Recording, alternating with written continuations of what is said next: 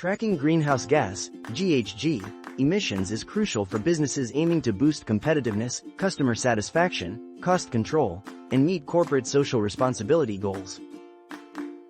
Companies can attain these objectives by not only measuring their efficiency but also by implementing robust strategies to monitor their emissions.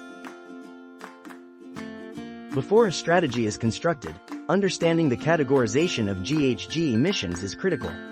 In this video we will discuss what they are and examples of Scope 1, Scope 2 and Scope 3 emissions.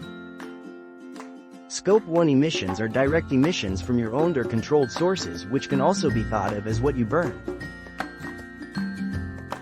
For example, emissions from combustion of fuel in your vehicles and facilities such as boilers, furnaces and generators fall under Scope 1 emissions.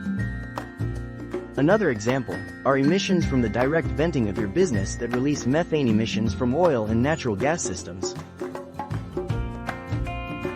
Finally, emissions from chemical production in controlled processes within your business is also an example of a Scope 1 emission. Scope 2 covers indirect emissions from the generation of purchased electricity, steam, heating, and cooling consumed by your business, which can also be thought of as what you buy. Some examples of Scope 2 emissions are emissions from the electricity you purchase to power offices, plants, and data centers. Although these emissions usually occur at a facility that is not owned by you, they are the consequence of your business operations. Therefore, they are accounted in your GHG inventory. And finally, Scope 3 emissions are the result of other indirect GHG emissions that are associated with the upstream and downstream activities across your business's supply chain.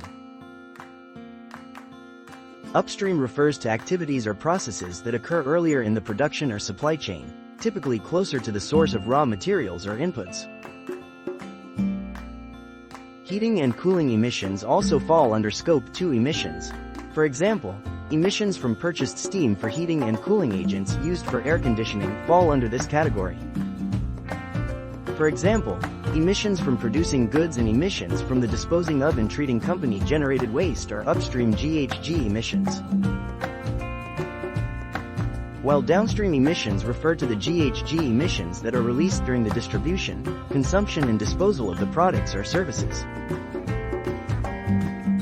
For example, emissions from transporting your products from facilities to consumers and from disposing of or recycling products at their end of life by consumers go under downstream emissions. Therefore, understanding and managing all scopes of emissions, Scope 1, Scope 2, and Scope 3, is crucial for businesses aiming to stay competitive in an increasingly environmentally conscious market. At Sunlight Energy Group, our experienced team is committed to crafting effective strategies to manage and reduce emissions to meet compliance requirements.